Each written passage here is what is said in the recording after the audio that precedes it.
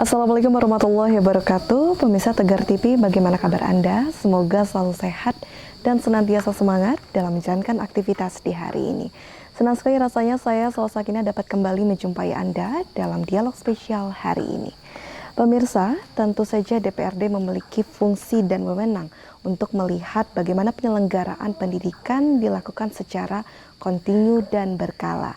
Oleh karenanya, untuk bisa membahas mengenai pelaksanaan pendidikan di Kabupaten Lampung Tengah, sudah hadir bersama kita yakni anggota Komisi 4 DPRD Lampung Tengah, yakni Kadek Joko Supriyatin. Selamat malam Pak Kadek. Malam Mbak. Bagaimana kabarnya Pak? Baik. Baik ya, Alhamdulillah. Untuk saat ini kan sebentar lagi sudah mau mendekati masa akhir jabatan, apakah perjuangan semakin banyakkah atau justru sekarang sudah mulai longgar-longgar di aktivitas Pak? Kalau dibilang longgar, Longgar? sekarang Justru ini tidak. bertumpuk-tumpuk. Mana kegiatan kantor, persiapan pembahasan anggaran perubahan, dan persiapan kegiatan partai. Terus yang kedua, kita harus tetap eksis dan turun ke bawah untuk menyapa masyarakat. Baik. Gimana caranya kita bisa meluangkan waktu? Baik, jadi secara kesibukan malah justru bertambah ya semakin Bertambah, mendekati akhir ya. jabatan. Yang paling penting tetap punya semangat ya Pak ya, Ya, dari awal hingga akhir. penting itu. Dan kesehatan harus utama. Baik, baik Pak Kade, saat ini kan berada di Komisi 4, membidangi salah satu di bidang pendidikan. Tentu saya dan pemirsa juga ingin tahu bagaimana untuk saat ini warna pendidikan di Kabupaten Lampung Tengah. Kalau pendidikan di Kabupaten Lampung Tengah itu kan, kalau kabupaten kemenangannya tentang SD dan SMP. Kalau sudah SMA udah ranahnya provinsi. Artinya kalau SMP, saya beberapa hari yang lalu manggil dinas pendidikan untuk hearing. Kita udah mengajukan terutama sekolah-sekolah yang harus perlu dibenahi. Baik. Terus tentang pengajar itu gimana caranya Kabupaten Lampung Tengah tidak tertinggal sama kabupaten kota lain. Baik, dan yang perlu dibenahi ini secara kualitas bangunankah atau seperti apa spesifiknya di sini? Pertama kualitas bangunan. Kalau bangunannya bagus, artinya anak-anak kita, anak-anak didik itu bisa semangat belajar. Tapi kalau sudah bangunannya udah nggak nyaman, otomatis was-was mau belajar. Was-was. Pertama harus kualitas bangunan. Baik. Yang kedua SDM guru. Itu harus kita benahi. Jadi guru itu setidaknya mempunyai wawasan yang luas dan setidaknya teman-teman guru itu minimal tuh sarjana S1 lah. Baik. Itu. Dan secara poin pertama tadi kan sempat bagaimana fasilitas atau sarana sekolah juga menjamin atau menunjang kenyamanan dari para siswa untuk belajar. Apakah di Kabupaten Lampung Tengah ini memang Pak Kadek melihat masih minim sekali untuk secara fasilitas sarana yang ada? Gini, kalau masalah sarana yang ada, kalau seluasnya Kabupaten Lampung Tengah ini memang kalau saya lihat sangat minim. Sangat minim. Artinya 28 kecamatan, 311 kampung kelurahan.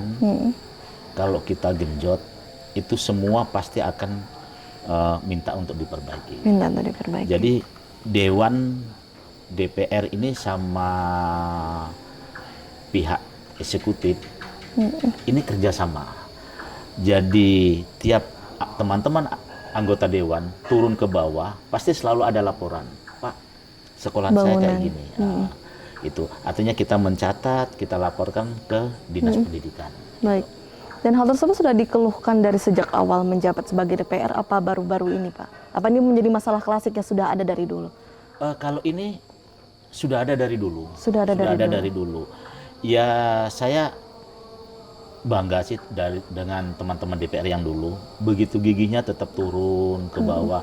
Tapi ini kan permasalahan di Lampung Tengah ini, kalau kita lihat dari segi pembiayaan juga Jadi harus Baik. continue. Jadi kecamatan A udah diperbaiki, nanti ada kecamatan Z itu tetap diperbaiki usul, tapi kan bertahap. Gitu. Baik, jadi memang sudah ada sejak dari dulu, bisa dikatakan bahwa masih perkembangannya sampai sekarang masih mencoba mengcover masalah-masalah dalam hal sarana di setiap kecamatan, belum selesai hingga sekarang ya Pak ya? Ya, setiap kecamatan tuh kan bervariasi Mbak. Ada yang 8 kampung, ada yang 12, ada yang 17 kampung.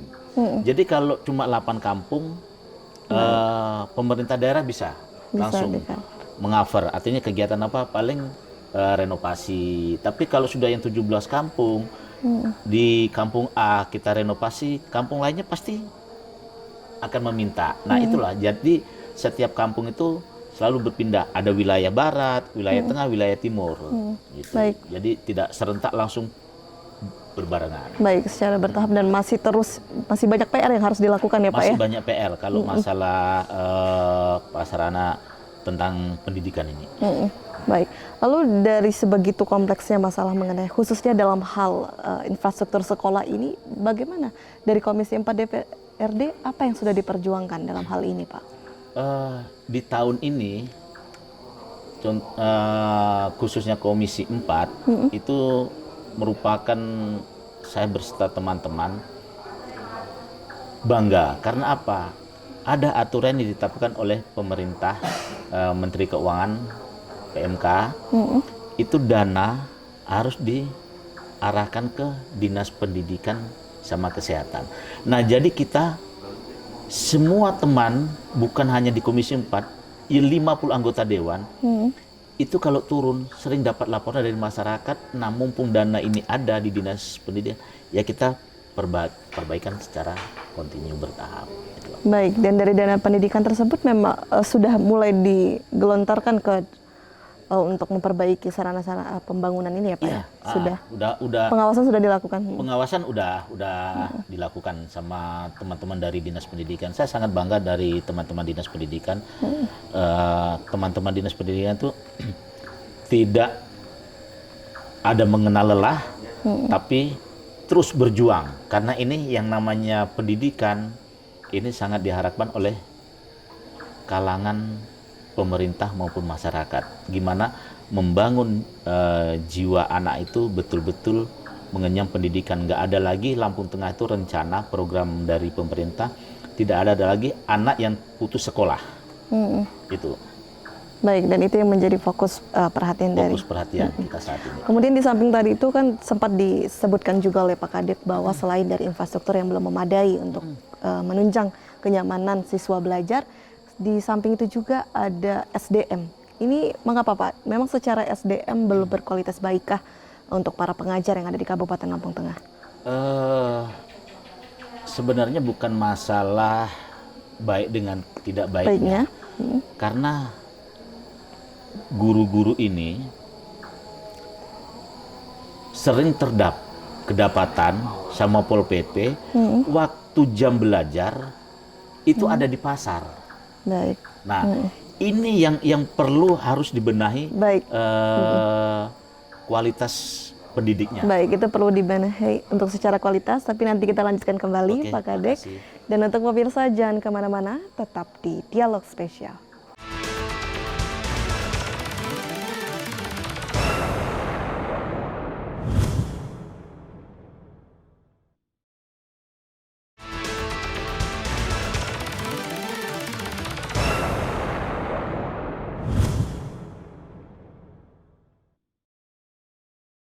Terima kasih pemirsa, Anda kembali menyaksikan Dialog Spesial dan tentu saja kita masih berdialog bersama anggota Komisi 4 DPRD Lampung Tengah.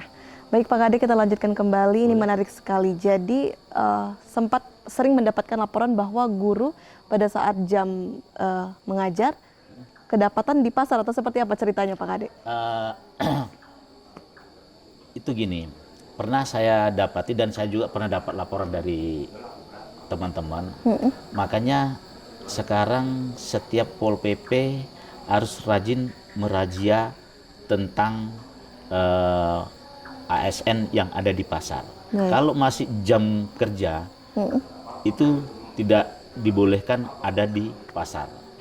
Apalagi seorang pendidik. Pendidik ini kan memang yang dicari kan kualitas. Kenapa yang cari kualitas? Kalau gurunya aja sedemikian, gimana hasil anaknya, anak didiknya? Cuma dibiarkan gitu aja. Nah, kita ini kan Lampung Tengah harus bersaing sama kabupaten kota lain.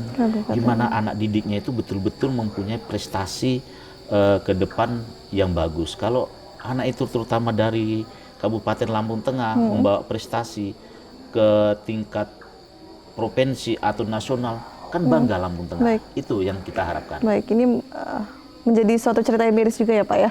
Bukan hanya kita membentuk kedisiplinan siswa, bahkan sekarang banyak sekali juga pendidik yang tidak disiplin untuk dalam hal ini.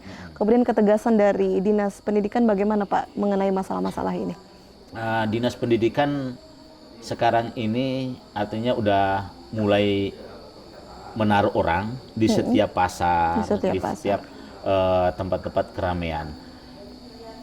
Sekarang ini sudah mulai tidak didapatkan lagi yang sedemikian guru-guru ini jam belajar belanja di pasar. Gitu. Karena apa? Karena ini merugikan satu anak didik, yang kedua merugikan pemerintah daerah. Gitu. Mereka diambil sebagai guru harus bisa mendidik murid-murid di sekolahan, tapi cuma ditinggalkan. Nah, ini gimana kita mau bersaing sama kabupaten kota lain kalau kayak gini? Baik.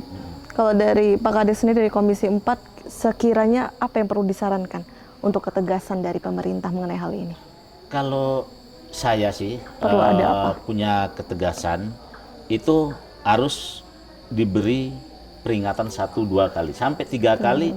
Ya udah, apa itu udah kita serahkan sama inspektorat.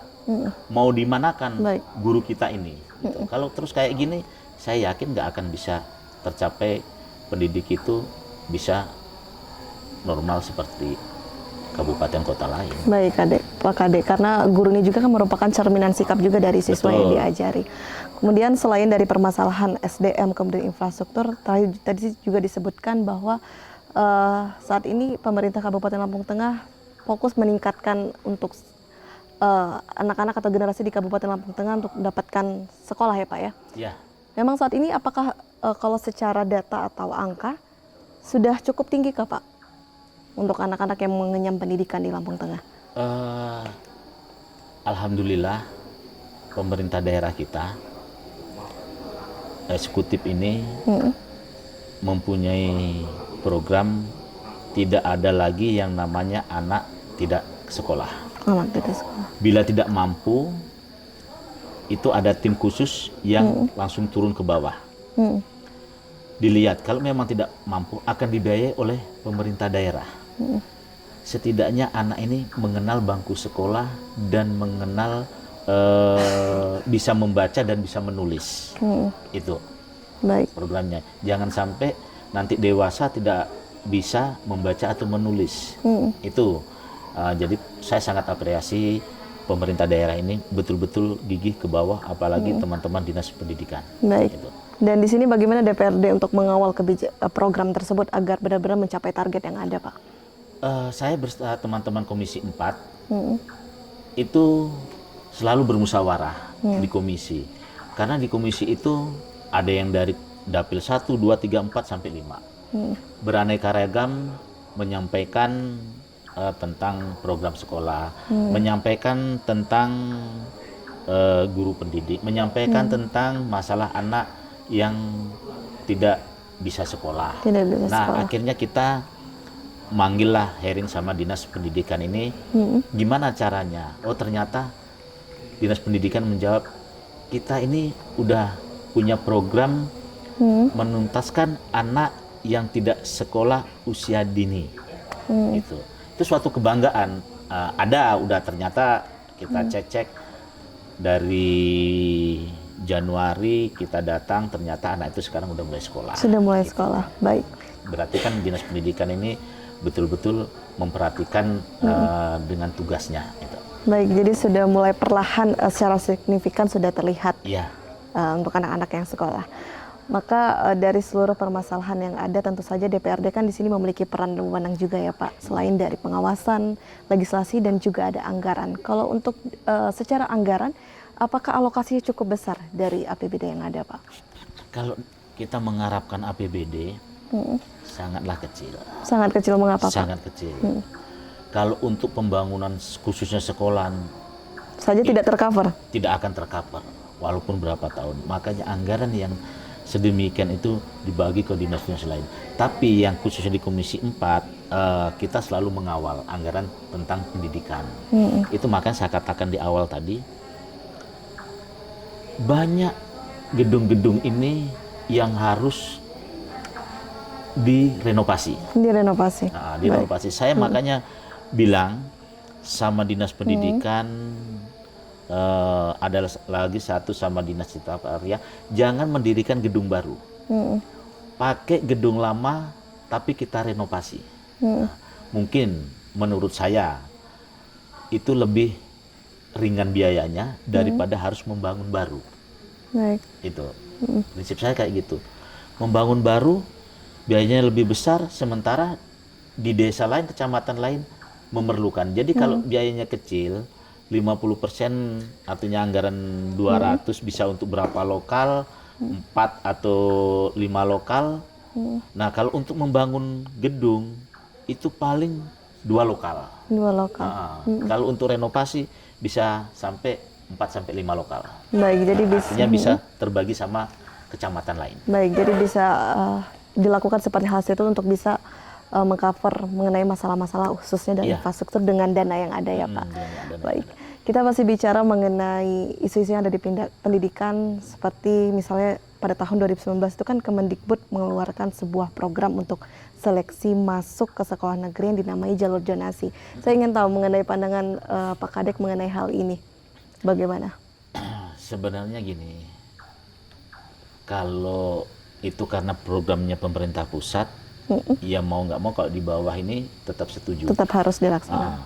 Tapi ada juga, saya punya sependapat, ada kalanya anak ini tidak bisa apa-apa,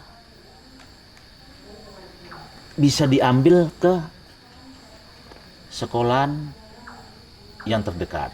Nah, itu saya bangga. Karena apa? Kadang-kala nggak bisa, anak ini nggak bisa di SD-nya nilainya jatuh, tapi harus disisihkan ke sekolahan yang kurang. Nah, di sini artinya pemerintah pusat itu senangnya saya apa? Bisa bercampur aduk antara yang pintar, yang sedang, yang masih menengah ke bawah, bisa bercampur aduk. Gitu. Tapi tidak senangnya si A ini tinggal di daerah desa lain, ingin sekolah di sekolah yang dulu dinamakan sekolah favorit, itu tidak akan bisa masuk. Baik, tidak akan masuk karena nanti kita lanjutkan kembali Pak Kadek setelah jeda pariwara berikut ini.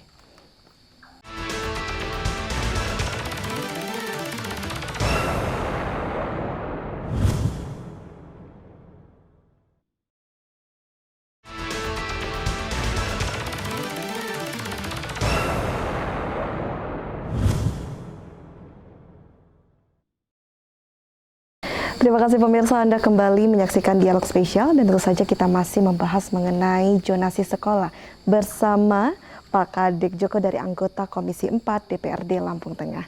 Baik Pak Kadek, kita lanjutkan kembali. Tentu saja ketika berbicara mengenai zonasi sekolah ini kan banyak sekali menuai pro dan kontranya. Tadi juga sempat dijabarkan juga ini bagaimana Pak kalau dilihat dari segi tidak senangnya tadi, dilanjutkan. Ya kalau saya tidak senangnya itu gini,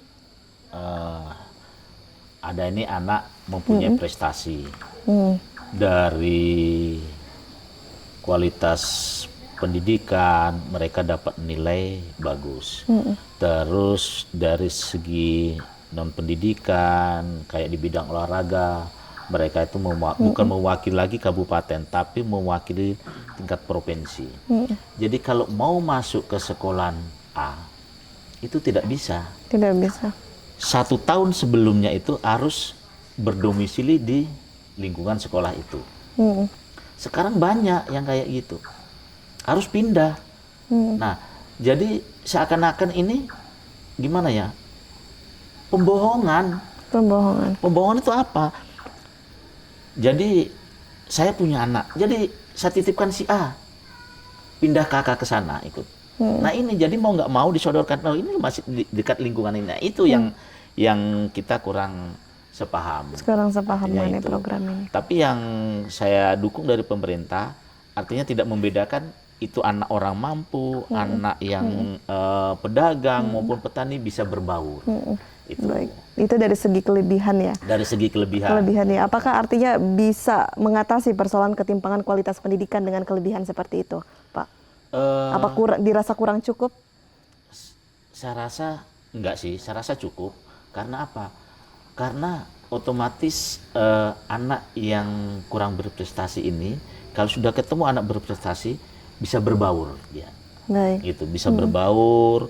Jadi yang anak dulunya kurang punya teman banyak, ada temannya yang dekat lingkungan situ mempunyai prestasi bagus, setidaknya dia bisa mengikuti contoh temannya yang punya berprestasi. Baik, gitu. jadi mengurangi diskriminasi yang ada, tidak ada sekolah yang paling favorit atau Tidak ada, anak betul. pintar hanya di sekolah unggulan, tapi semuanya memiliki akses Semua yang bisa sama. memiliki akses. Baik, kemudian tadi juga sempat dijabarkan mengenai kekurangan. Kemudian pelaksanaannya di Lampung Tengah bagaimana? Apakah cukup diterima oleh para pengajar sekolah dengan program ini, Pak, pelaksanaannya?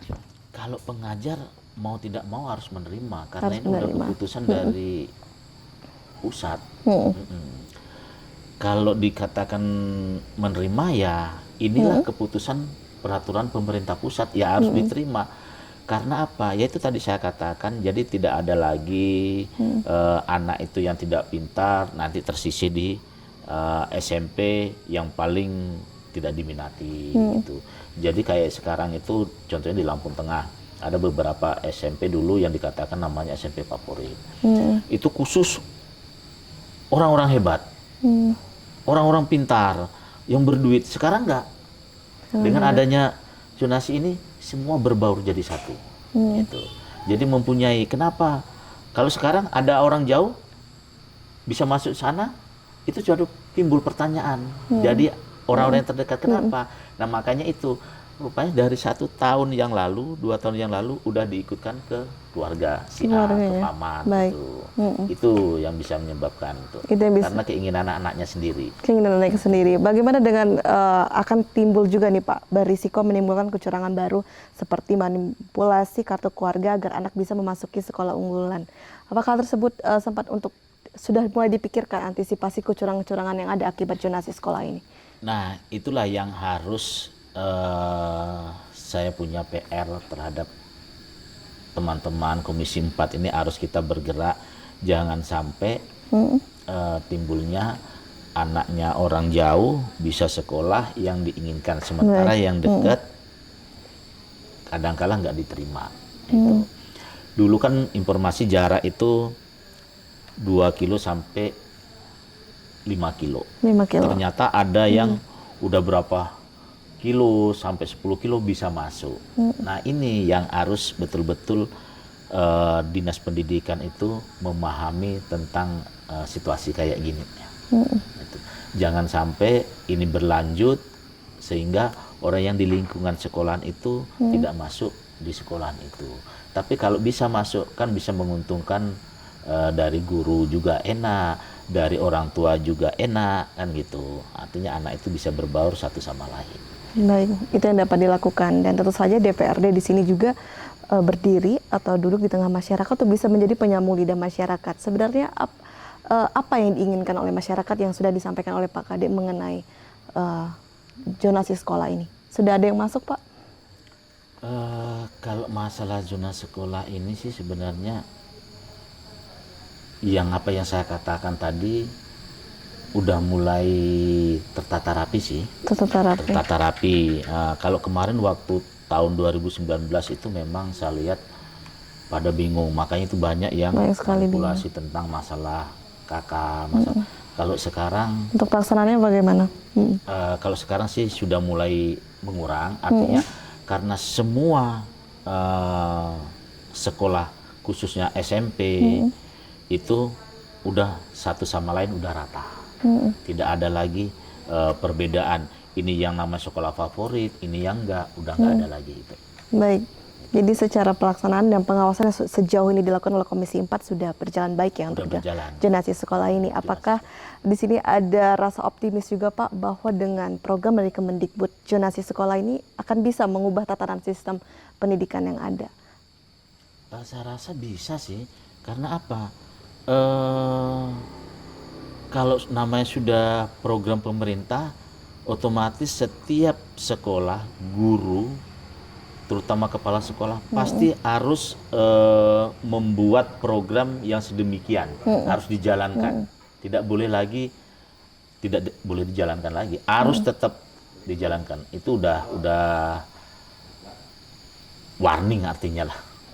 Gitu. Tapi tetap di sini masyarakat juga bisa memberikan masukan atau jika merasa program tersebut kurang tepat bisa melalui jalur dari DPR untuk mengkomunikasikan ke pusat di sini ya Pak ya. Bisa. Tentu saja bisa. Kalau